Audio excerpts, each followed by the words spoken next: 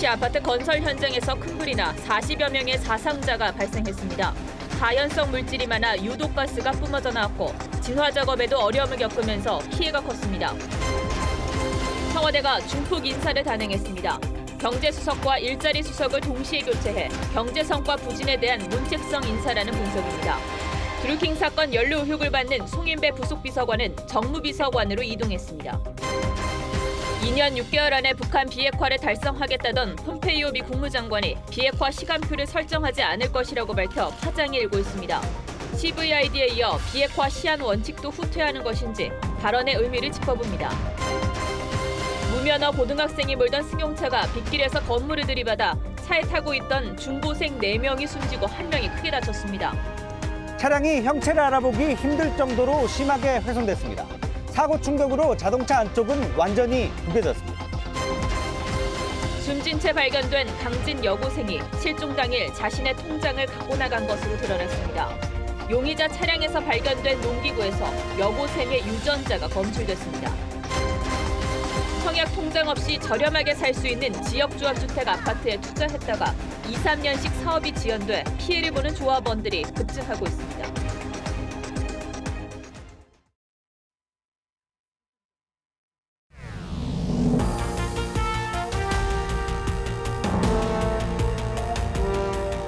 여러분 안녕하십니까? 뉴스9의 신동욱입니다. 오늘 전국적으로 비가 많이 내렸습니다만 세종시의 지상 24층, 지하 2층짜리 주상복합아파트 공사장에서 큰 불이 나서 적지 않은 인명피해가 있었습니다.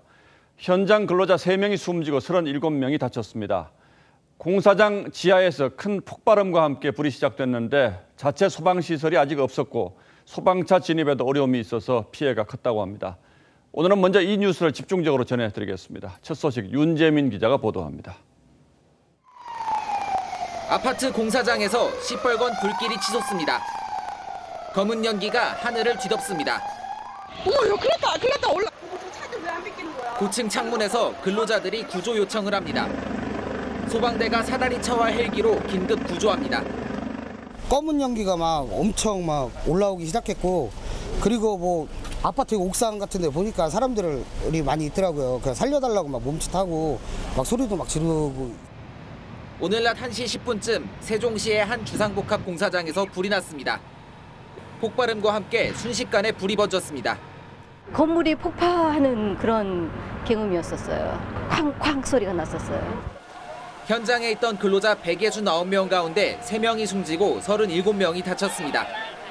소방대원도 3명이 다쳤습니다. 1명은 중상인 것으로 알려졌습니다. 소방당국은 공사장 지하에서 페인트 작업을 하던 중 불이 시작된 것으로 보고 있습니다. 에폭시의 성질에 대해서는 여러분 좀 아실 겁니다. 굉장히 휘발성이 강한. 그다음에 페인팅 작업도 일부 있었다고 합니다. 소방은 혹시 있을지도 모르는 실종자를 찾기 위해 건물 전체를 수색하고 있습니다. TV조선 윤재민입니다. 오늘 불은 공사 건물 지하 공간에 가연성 물질을 잔뜩 쌓아놓은 게 화근이었습니다. 이 뻥 뚫린 지하 공간을 따라서 공사 중인 7개 동 전체로 빠르게 유독가스가 퍼져서 피해가 컸습니다. 화재 현장에 이호진 기자가 계속해서 보도해드리겠습니다. 건물 전체가 시꺼멓게 그을렸습니다. 공사장 외벽 가림막은 열기에 녹아내렸습니다. 화재 건물은 지상 24층, 지하 2층짜리 7개 동 규모입니다. 불은 지하에서 시작됐습니다. 불이 난 건물은 지하가 모두 연결돼 있어 유독가스가 7개 동 전체로 순식간에 퍼졌습니다. 건물 지하에는 스티로폼과 페인트 등 가연성 소재가 쌓여 있었던 것으로 알려졌습니다. 폭발과 함께 순식간에 유독가스가 퍼지면서 피해를 키웠습니다. 일하고 있는데 연기가 앞을 이렇게 확 가리더라고요. 그래가지고 계단으로 내려왔더니 계단에서 연기가 올라오고. 화재 건물은 오늘 12월 준공 예정이었습니다. 공정률이 70% 정도면 소방 설비가 갖춰지지만 이 건물은 공정률이 60% 정도에 그쳐 화재의 속수무책이었습니다. 공사 중이다 보니까 기본적으로 소방시설만 있으면 저희가 좀 순조롭게 진행이 돼야 되는데 불이 난 건물 지하는 내부 구조가 복잡해 화재 진화와 구조 작업에 어려움을 겪었습니다. 숨진 근로자 3명은 모두 지하 1층 간이 창고에서 발견됐습니다. TV조선 이호진입니다. 예, 지금 막 보도를 한 이호진 기자가 화재 직후부터 현장에서 취재를 하고 있는데 그럼 지금은 어떤 상황인지 직접 연결해서 좀 물어보도록 하겠습니다. 자, 이호진 기자. 네. 예, 이제 불은 완전히 꺼졌습니까? 네. 큰 불은 오늘 저녁 6시 48분쯤 꺼졌고 지금은 잔불 정리를 하고 있습니다. 소방당국은 추가 실종자가 있을 가능성에 대비해 수색 범위를 건물 전체로 확대했습니다. 숨진 근로자는 53살 정모 씨와 25살 김모 씨로 확인됐습니다. 나머지 한 명은 나이를 알 수 없는 양모 씨로 중국 교포로 추정됩니다. 부상자 37명 가운데 14명도 중국 국적의 근로자로 확인됐습니다. 불이 날 때 폭발이 있었다고 했는데 화재 원인은 어떻게 보고 있습니까? 네, 불은 건물 지하에서 폭발음과 함께 시작됐습니다.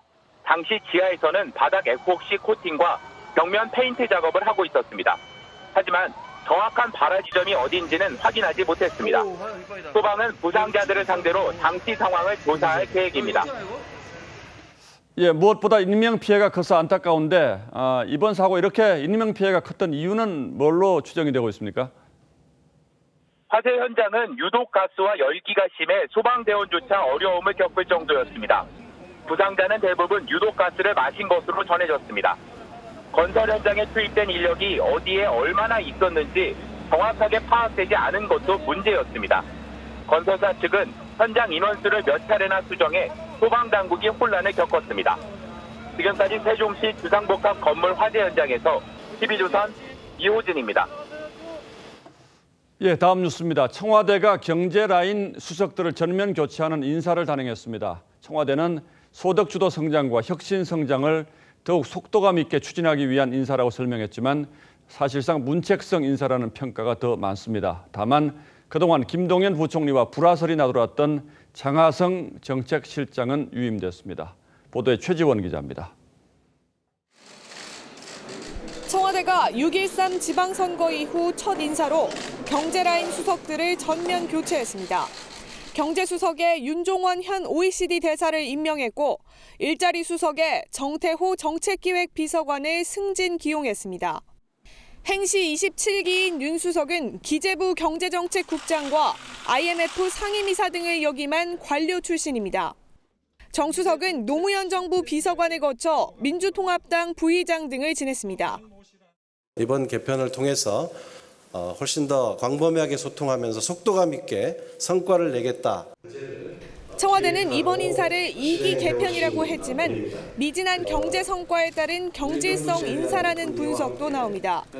다만 장하성 정책실장 유임으로 소득주도 성장 기조는 유지한다는 방침입니다. 홍장표 전 경제수석은 신설된 대통령 직속 소득주도 성장특별위 위원장을 맡았습니다. 사회혁신수석은 시민사회수석으로 이름을 바꾸고 이용선 민주당 서울 양천을 지역위원장을 임명했습니다. 일부에서는 경제라인 교체를 비롯해 이번 인사폭이 예상보다 커진 데 대해 청와대 참모진과 정부의 분위기를 쇄신하고 정책 성과 제고를 위한 경각심을 일깨우겠다는 의도가 깔렸다는 해석이 나옵니다. 청와대는 비서실 인사를 시작으로 이르면 다음 주 일부 장관 개각을 단행할 계획입니다. TV조선 최지원입니다. 수석급은 아닙니다만 오늘 청와대 인사에서 눈에 띈 대목이 하나 더 있습니다. 일명 드루킹 사건 연루 의혹을 받고 있는 송인배 제1부속비서관이 지금 공석으로 있는 정무비서관으로 자리를 옮겼습니다. 국회와 야당을 상대하는 자리죠. 이제 곧 특검 수사가 시작될 텐데 청와대는 큰 문제가 없을 것이라고 확신하는 듯하지만 야당은 수사 대상자를 국회와 소통하는 자리에 임명했다며 반발하고 있습니다. 신정훈 기자입니다. 공석 중인 정무비서관에 송인배 제1부속비서관을 임명하고 청와대는 송인배 비서관의 정무비서관 이동을 경무에 따른 순환 배치라고 설명했습니다. 하지만 내일 활동에 들어가는 허위범 특검팀의 수사 대비 차원이란 관측도 나옵니다. 송 비서관은 대선 전 드루킹을 4차례 만난 것으로 확인돼 드루킹 사건 연루 의혹을 받고 있습니다. 대통령을 지근거리에서 보좌하는 최측근이 특검 수사를 받을 경우 청와대의 정치적 부담이 커질 수 있습니다. 이를 막기 위해 공석인 정무비서관으로 자리를 옮긴 게 아니냐는 겁니다. 국회와 소통하는 요직에 기용해 송 비서관을 지키겠다는 메시지도 동시에 보낸 것이란 해석도 나옵니다.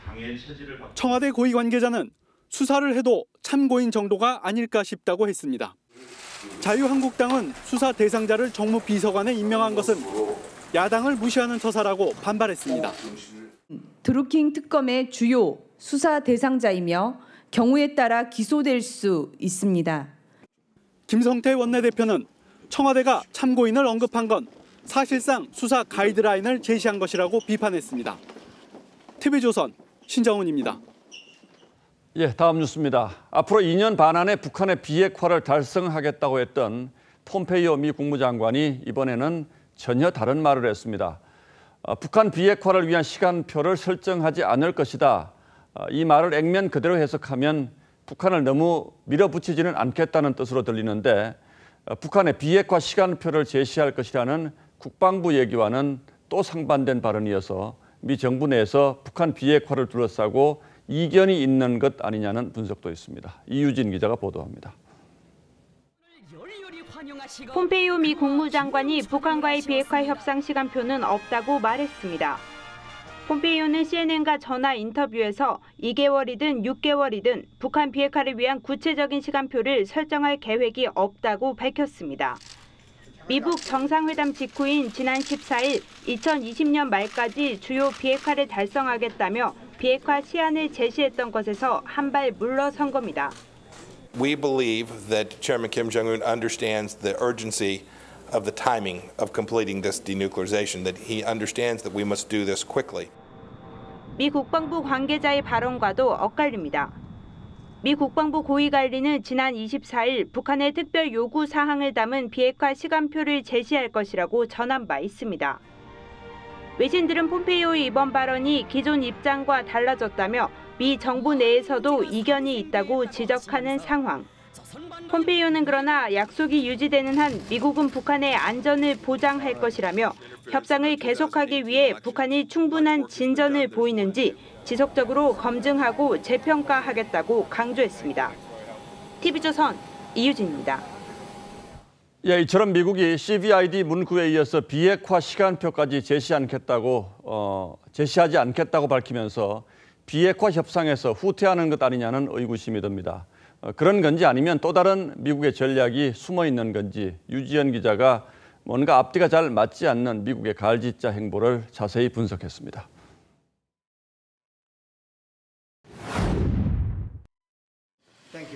미국 공동성명에 CVID 문구가 빠진 데 이어 비핵화 시간표도 없다는 발언이 나오면서 미국의 비핵화 협상이 현실론으로 돌아섰다는 관측이 제기됩니다.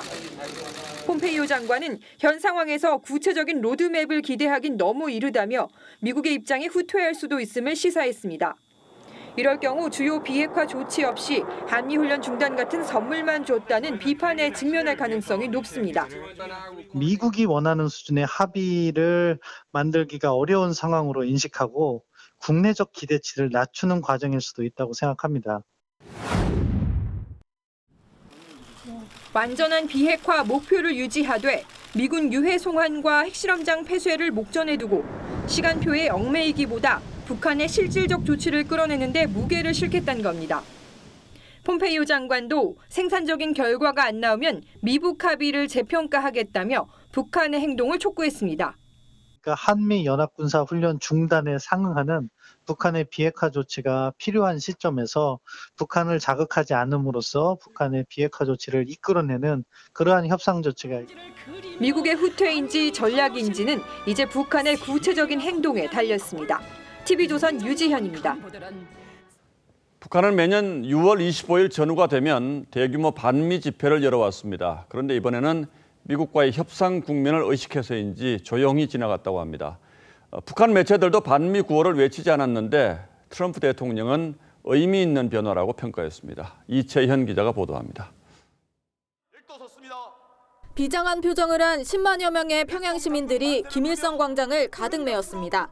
작년 6월 25일 열린 미제 반대 투쟁의 날 군중 집회입니다. 손불의 위력으로 한미 성전에서 백성을 끌치자! 북한은 매년 6.25 전쟁을 상기시키며 반미 사상전을 벌여왔습니다. 놈들을 단매에 죽탕쳐버리고 우리 민족이 흘린 핏값을 1100배로 받아내고야만 할 보복 의지를 안고 모여온 각계층 군중들로 차고 넘쳤습니다. 하지만 올해는 아무 행사도 하지 않았습니다. 노동신문 등 북한 매체들은 대미 비방도 하지 않고 있습니다. 북한 조선중앙TV에서는 6월 들어 반미라는 말 자체가 사라졌습니다. 지난 12일 미북 정상회담이 진행된 데다 추가 미북 접촉이 진행 중인 상황에서 미국을 자극하지 않겠다는 의도로 보입니다. 여기까지 오는 길이 그게 쉬운 길은 아니에요. 발목을 잡는 그 과거가 있고 또 그릇된 국민과 관행들이 우리 때로는 우리 눈과 귀를 가리고 다 지켜왔습니다. 도널드 트럼프 미국 대통령은 북한에서 반미 간판이 사라졌다며 성과로 인정했습니다. 미국 백악관은 현재 긍정적인 변화를 위한 엄청난 추동력이 있다고 말해 미북 고위급 협상 등 추가 회담을 시사했습니다. TV조선 이채연입니다. 남북은 오늘 판문점 평화의 집에서 철도 협력 분과 회담을 열고 경의선과 동해선 철도의 연결과 현대화를 위한 현지 공동조사를 실시하기로 했습니다. 남북은 먼저 공동연구조사단을 꾸리고 다음 달 24일부터 경의선 북측 구간인 개성 신의주 구간의 공동조사에 들어갑니다. 또 다음 달 중순부터는 경의선 철도 연결 구간인 문산 개성 구간과 동해선 철도 연결 구간인 제진 금강산 구간을 공동 점검하기로 했습니다.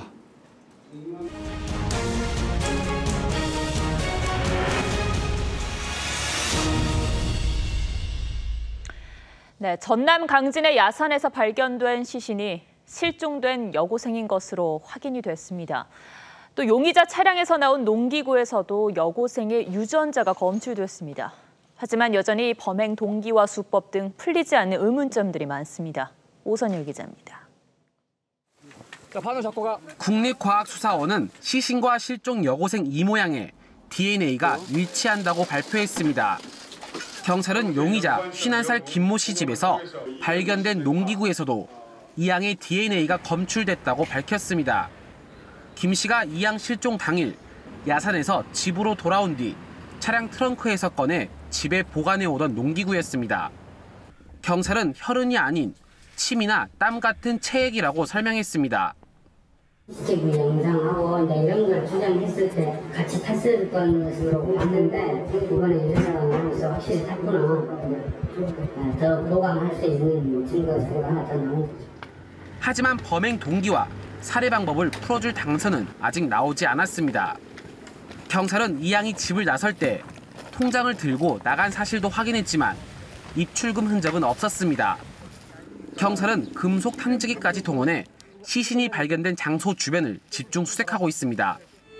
수사에 가장 필요한 건 이 양의 휴대전화입니다. 그 물가 쪽도 다시 한번 따뜻하게 물가 쪽도. 시신이 수습된 지 사흘째인 오늘 유족들은 이 양의 장례를 마쳤습니다. TV조선 오선일입니다. 장맛비가 쏟아지기 시작한 오늘 새벽 한 승용차가 빗길에 미끄러져 건물을 들이받았습니다. 차에 타고 있던 4명이 숨지고 1명이 크게 다쳤는데 운전자는 면허가 없는 고등학생이었고 나머지도 모두 10대였습니다. 이상배 기자가 보도합니다. 흰색 자동차가 빠르게 지나갑니다. 끼어드는 차량에 급하게 방향을 틀더니 그대로 돌진합니다. 오늘 새벽 6시 10분쯤 경기 안성시의 한 도로에서 승용차가 빗길에 미끄러지면서 도로 옆 건물을 들이받았습니다. 차량이 형체를 알아보기 힘들 정도로 심하게 훼손됐습니다. 사고 충격으로 자동차 안쪽은 완전히 구겨졌습니다. 운전자 A군 등 차에 타고 있던 4명이 숨지고 1명이 크게 다쳤습니다. 5명 모두 10대 청소년들이었습니다. 경찰 조사 결과 숨진 A군은 운전면허가 없었습니다. 자동차는 렌터카였습니다. 경찰은 A군 일행이 어떻게 렌터카를 빌렸는지 조사하고 있습니다. 훔친 건 아니고 렌터카 그 업체를 상대로 사장을 상대로 지금 조사 진행 중에 있습니다. 얘들 면허가 없는데 어떻게 차량을 구입할 수 있었느냐?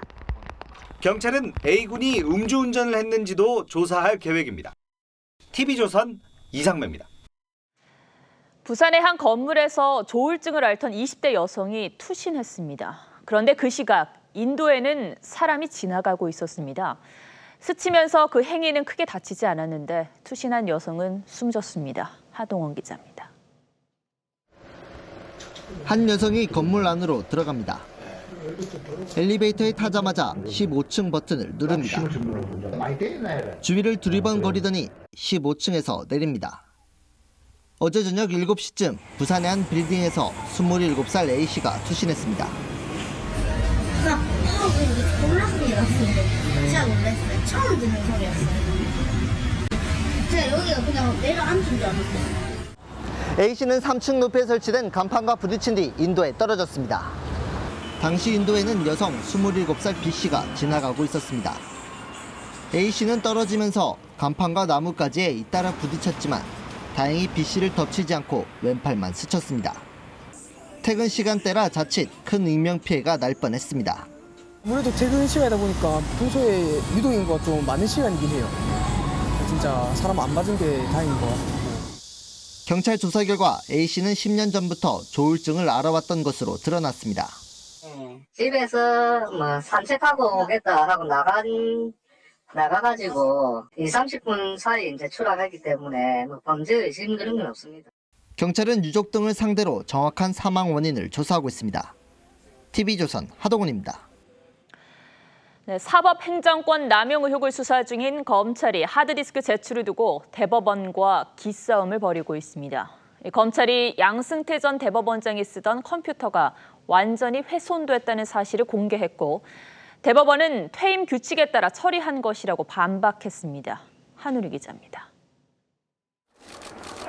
양승태 전 대법원장과 박병대 전 대법관이 사용하던 대법원 PC 하드디스크가 훼손돼 복구가 불가능한 상태인 것으로 드러났습니다. 사법행정권 남용 의혹을 수사하는 검찰이 하드디스크 실무를 요청했지만 대법원은 두 사람의 하드디스크가 데이터를 자기장으로 삭제하는 디가우징 방식으로 훼손됐다고 답변했습니다.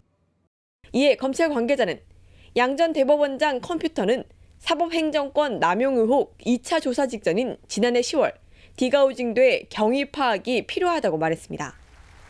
사실상 증거인멸 여부를 조사하겠다는 뜻으로 풀이됩니다. 검찰이 디가우징 사실을 공개하자 대법원은 즉각 퇴임 규정에 따라 처리한 것이라고 반박했습니다. 대법원은 또 다른 하드디스크도 공무상 비밀 내용이 있어 제출할 수 없고 제출 사례도 없다고 밝혔습니다. 이에 검찰은 공용 컴퓨터는 사용자 동의 없이도 볼 수 있다면서 수사는 우리가 훨씬 많이 한다고 맞섰습니다. 다만 검찰이 압수수색을 하려면 법원에서 영장을 받아야 하는 부담이 있기 때문에 자료 제출을 협의하는 절차를 한 번 더 거칠 것으로 보입니다.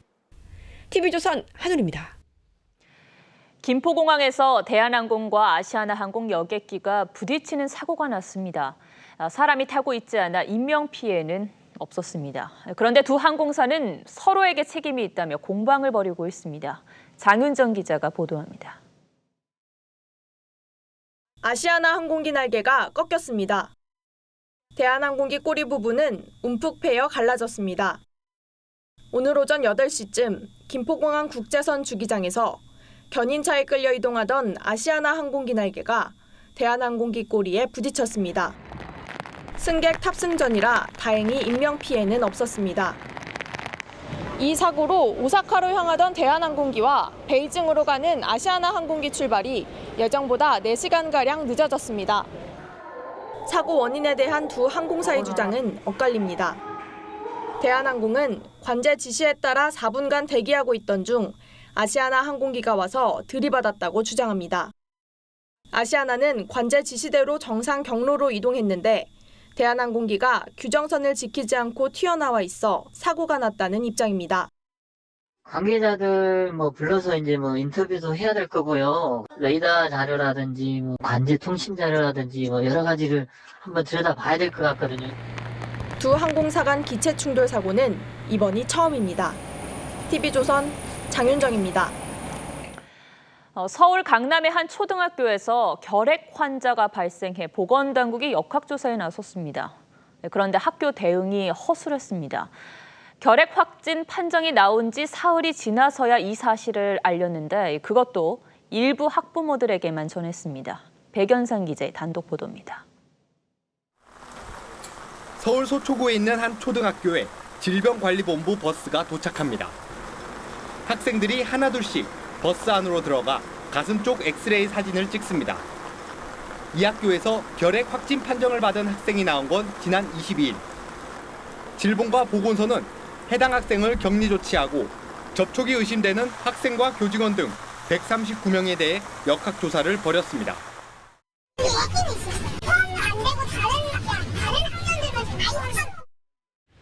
학교 측은 일부 학부모들에게만 학교 내 결핵 발생 사실을 알렸습니다.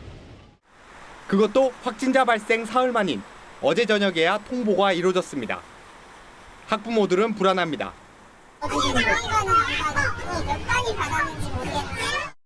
저희도 지금 이런 방식은 아닌 것 같아서 학교 측에다가 한번 얘기를 해보려고요. 성인보다 면역력이 떨어지는 어린이들이 결핵에 감염되면 증상이 빨리 악화될 수 있습니다. 50m 인근엔 다른 초등학교가 있는 데다 학원 등에서 학원생들과의 추가 접촉 가능성도 배제할 수 없습니다. 역학조사 결과는 이르면 다음 주 나옵니다. 보건당국은 추가 확진자가 나타날 경우 해당 학교 전체로 조사를 확대할 방침입니다. TV조선 백연상입니다. 가수 지드래곤 권지용 씨의 군특혜 진료 논란이 시끄럽습니다. 대령실로 불리는 1인실 특실에 입원 중이라는 사실이 전해지면서 시작된 건데요. 소속사와 국방부는 정상적인 절차를 따랐다고 반박했습니다. 연예인 특혜냐, 사생활 보호에 대한 배려냐, 이 논란은 당분간 지속될 것 같습니다. 홍현주 기자입니다. 지난 2월 입대한 빅뱅 지드래곤은 발목 수술을 받은 뒤 국군 양주병원에 입원해 치료를 받고 있습니다. 한 인터넷 매체는 일반 사병이 주로 4, 6, 8인실에 입원하는 것과 달리 지드래곤은 일병임에도 1인실 특실인 대령실에서 진료를 받고 있다며 특혜 의혹을 제기했습니다. 국방부는 국군 양주병원은 대령병실을 운영하지 않고 있으며 지드래곤이 입원한 1인실은 병사도 이용할 수 있다고 반박했습니다. 의료진 판단으로서는 본인과 다른 환자들의 안정을 위해서 필요한 조치라고 판단한 것으로 보이고 병가도 규정된 일수를 넘기지 않았다고 밝혔습니다. 인터넷에는 지드래곤 관찰 일지가 퍼져 사생활 유포 논란도 뜨겁습니다. 지드래곤의 신체 사이즈와 점의 위치, 속옷 치수 같은 개인정보를 담은 그림을 촬영한 이 사진은 군 의무실에서 근무하는 병사가 작성해 여자친구에게 보낸 것으로 추정됩니다. 상세하게 나와 있기 때문에 지드래곤의 인격권을 침해했다라고 볼 여지가 있고요. 글로벌 스타 권지용 일병을 놓고 진료 특혜라는 비난과 사생활 침해라는 동정이 엇갈리고 있습니다. TV조선 홍현주입니다. 전직 대통령들이 국정원 특수활동비를 상납받은 일로 재판을 받고 있는데 국회 특수활동비도 도마 위에 올랐습니다. 한 해 62억 원에 달하는 큰 돈으로 정보활동이나 사건 수사 또는 이에 준하는 활동에 쓰라고 지급하는 돈입니다. 그런데 일부 의원들이 이 돈을 생활비나 자녀 유학비에 사용했다고 해서 비난을 산 적도 있었죠. 그래서 최근에는 아예 이 특활비를 없애자는 법안이 만들어지기도 했는데 찬성하는 의원이 10명도 채 안 돼서 발의조차 하지 못했습니다. 그런데 국회가 대법원 판결에 따라서 그동안의 특수활동비 일부 지출 내역을 공개할 방침이어서 파장이 일 것으로 보입니다. 김보건 기자가 취재했습니다. 대법원이 공개하라고 판결한 국회 특수활동비 내역은 지난 2011년부터 2013년까지입니다. 국회 사무처는 이번 주 안에 소송을 제기한 참여연대 측에 특활비 내역을 전달하기로 했습니다. 공개하라고 판결이 내려졌기 때문에 그래서 이번 주말 정도, 그러니까 6월을 안 넘기고 큰 틀은 다 공개가 되니까 이 돈이 어떻게 쓰였구나 하는 거는 알 수가 있죠. 국회 교섭단체와 상임위원장, 의원 연구단체 등 어떤 기관에 예산이 얼마나 지출됐는지, 의회 외교 활동에 얼마가 들어갔는지 등이 드러날 것으로 보입니다. 다만 의원 개인 신상과 구체적인 액수는 공개되지 않습니다.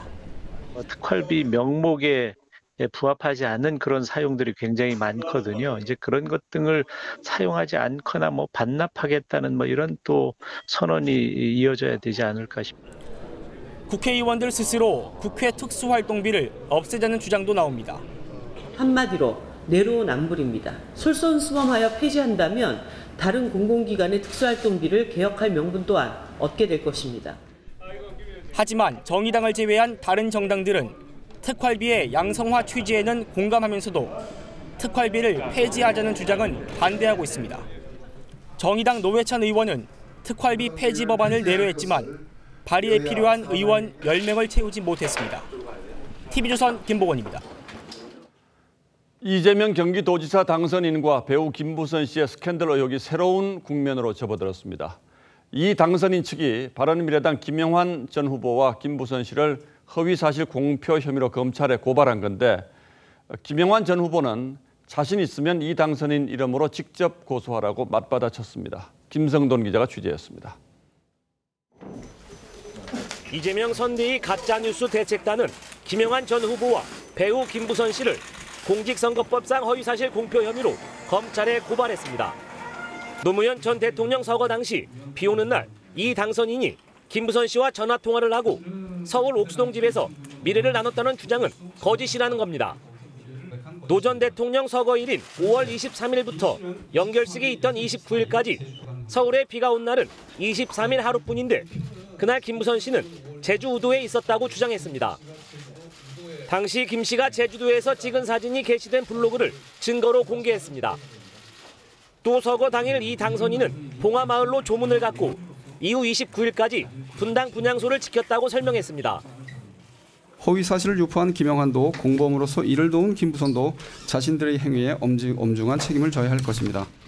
김영환 전 후보는 이 당선인이 뒤로 숨지 말고 자신과 김부선 씨를 직접 고소하라고 맞받았습니다.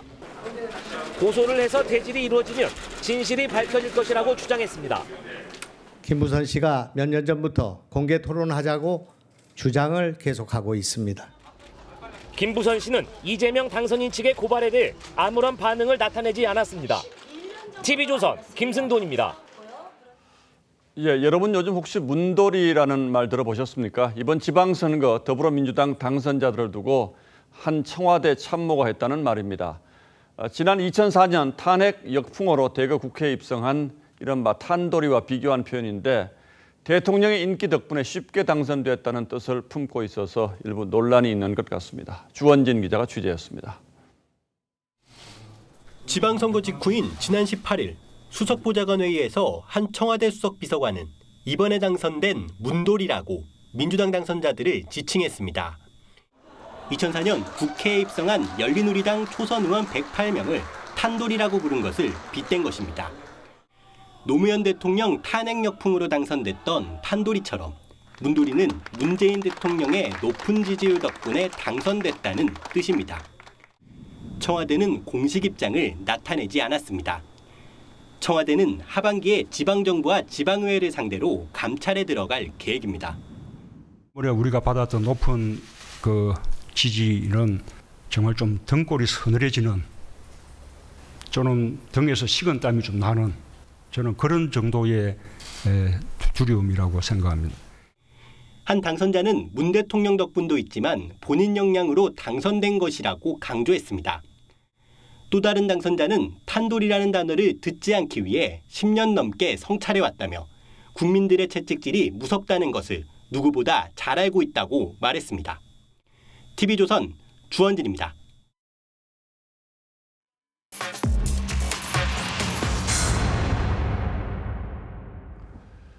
일제가 우리 국민들을 강제로 끌고 가서 탄광 노동자로 혹사시키고 또 희생시킨 일본의 군함도라고 있지 않습니까? 일본이 지난 2015년 여기를 유네스코 세계문화유산으로 등재했는데 당시에 했던 약속을 지키지 않아서 지적을 받을 것 같다고 합니다. 오늘은 일본의 거짓말을 하나하나 따져보겠습니다. 자, 강동훈 기자, 예.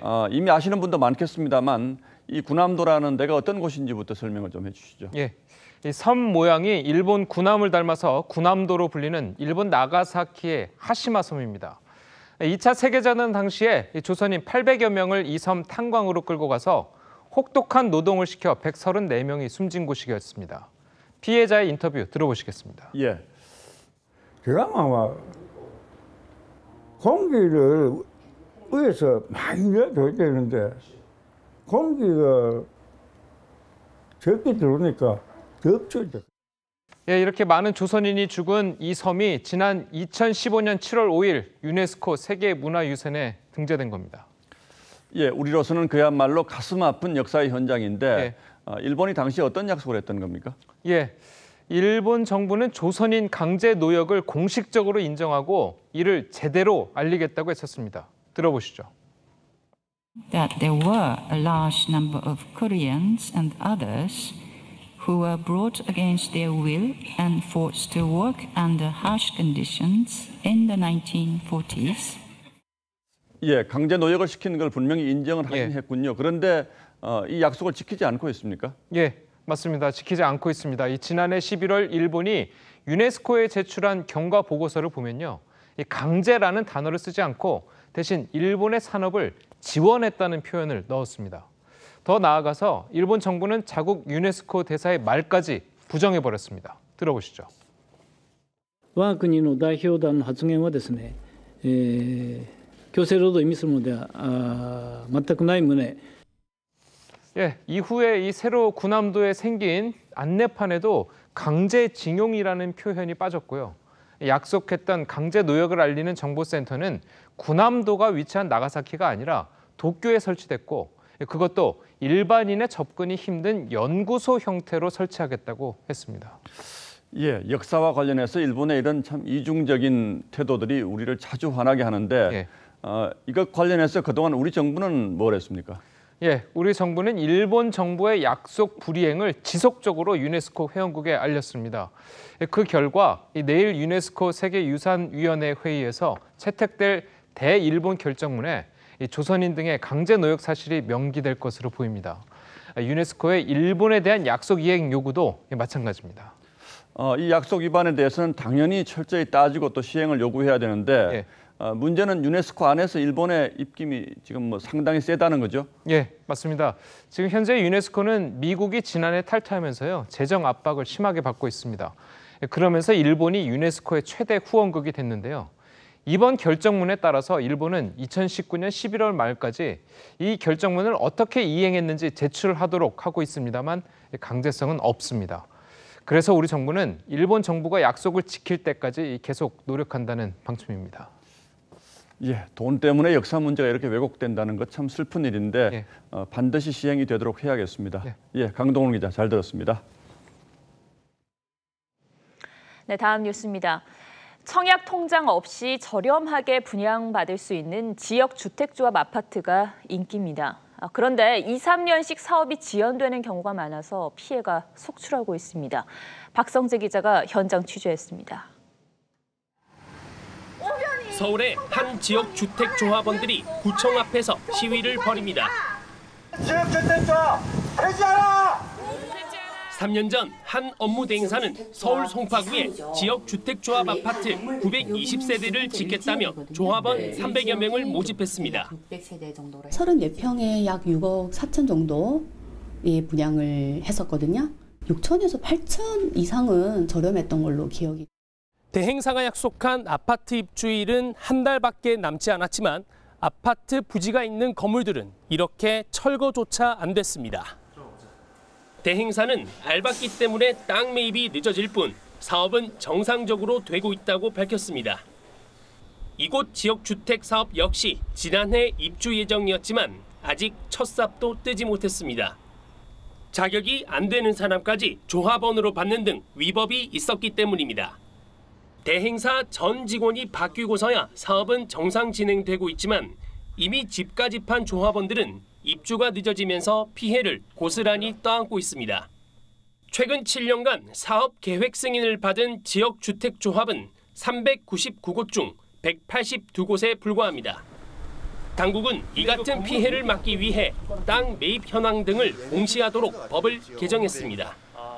하지만 소급 적용이 안 되고 사업 지연에 대한 책임 소재가 불명확해 여전히 허술하다는 지적입니다. 법의 사각지대 속에서 계속 이제 사업이 벌어지고 있으니까 소비자들도 지역주택조합에 대해 꼼꼼히 알아본 뒤 참여해야 피해를 줄일 수 있습니다. TV조선 박성재입니다. 대출 금리를 조작해 이자를 더 받아 챙긴 은행들이 스스로 고백을 했습니다. 규모가 꽤 큽니다. 은행 세 곳에서 12,000여 건, 27억 원을 더 받았습니다. 단순 입력 실수라고 해명하는데 그럼 이제 어떻게 은행을 믿고 이자를 내겠습니까? 은행이 알려주는 대로가 아닌 정확한 금리를 소비자가 알 수 있도록 하는 장치가 필요해 보입니다. 최윤정 기자입니다. 지난 5년간 경남은행이 취급한 가계대출은 20만 건. 이 가운데 6%에 달하는 12,000건의 이자를 더 받아왔습니다. 산정한 금리는 제쳐두고 최고 금리를 적용했습니다. 환급해야 할 금액만 25억 원입니다. 시스템도 개선하고 잘못된 부분에 대해서는 7월달 안으로 조속히 환출될 수 있도록 그렇게 진행하도록 하겠습니다. 하나은행은 193명, 252건에 대해 1억 5,800만 원을 돌려줘야 합니다.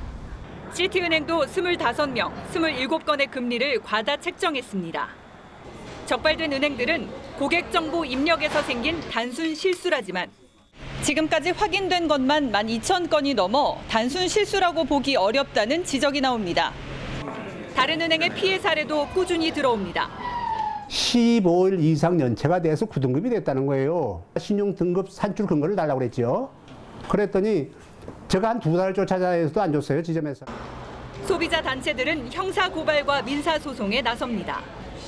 그 피해의 그것을 한번 진위를, 가부를 판단하고 그것을 유형화해서 유형별로 나눠가지고 손해배상 청구의 절차를 밟고자 하는 것이죠.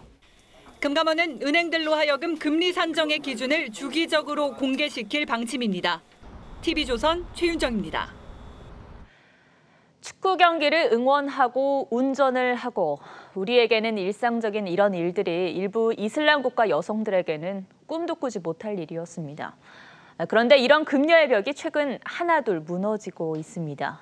이제 이슬람 국가 여성들에게도 봄은 오는 걸까요? 오늘의 포커스에서 들여다봅니다. 이란과 포르투갈의 월드컵 조별리그 경기가 있던 날, 이란 아자디 스타디움.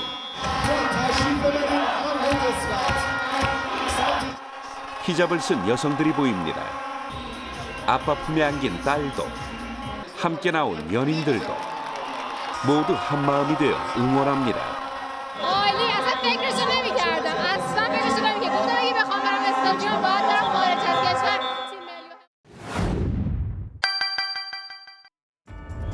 경기장을 가득 메운 관중들.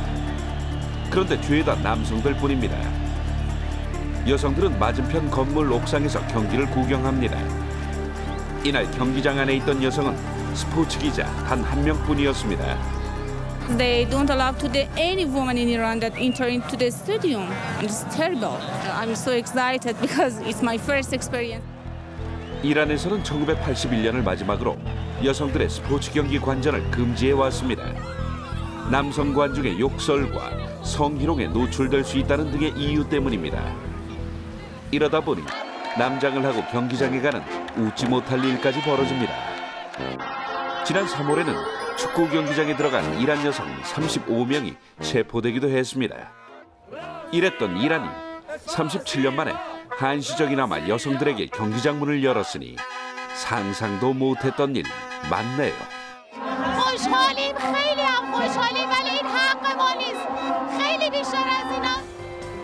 세계에서 유일하게 여성의 운전이 금지됐던 딱 한 곳. 사우디 역시 지난 24일 0시를 기해 여성들의 운전을 합법화했습니다. I'm so excited that I can drive myself around and not wait for a driver. 허용 첫날에만 여성 12만 명이 운전면허를 신청했습니다. 여성 택시기사가 유망 직종으로 떠올랐고 사우디 출신 첫 여성 레이서도 등장했습니다. I hope I can influence everyone around the world that nothing is impossible. 하지만 아직 갈 길이 멉니다. 사우디 여성들은 여전히 결혼이나 여행, 교육이나 취업 등 중요한 결정을 하려면 아버지나 남편, 아들 등의 동의가 필요합니다.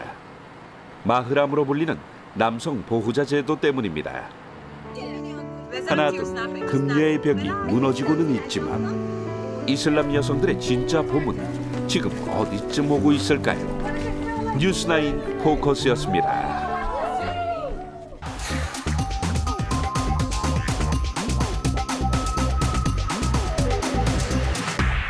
프랑스의 노벨상 수상작가 르클레지오가 지난해 장편 소설로 쓴 서울 이야기에 비둘기를 키우는 실향민이 나옵니다.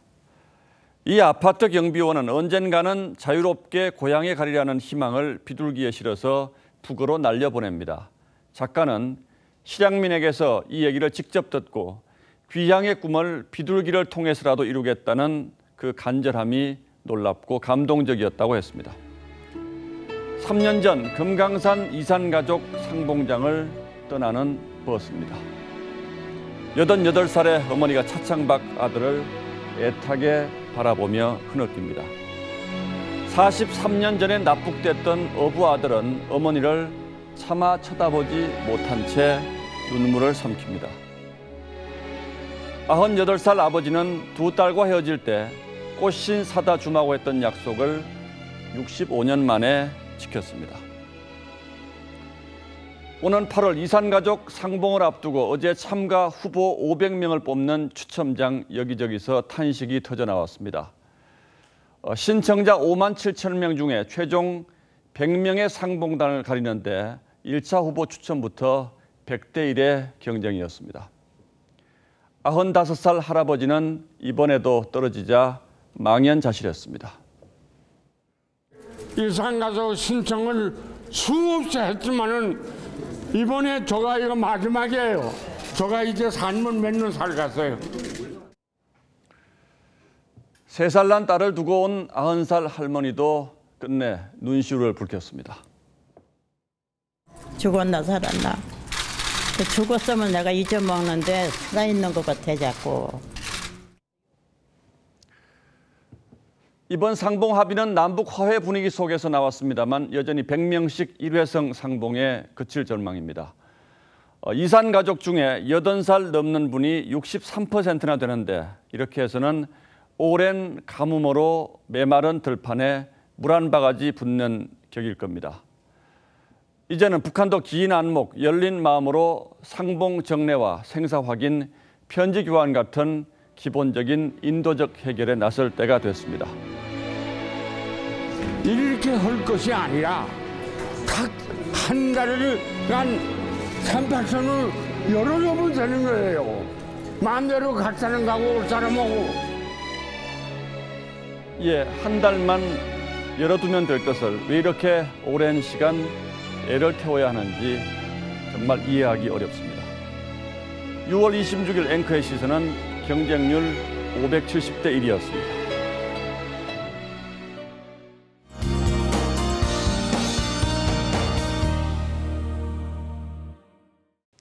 네, 오늘 충청 지역을 중심으로 중부지방에 100mm 안팎의 장맛비가 왔습니다. 중부는 새벽까지 비가 오다 그치겠고요. 남부는 내일 많은 비가 쏟아지겠습니다.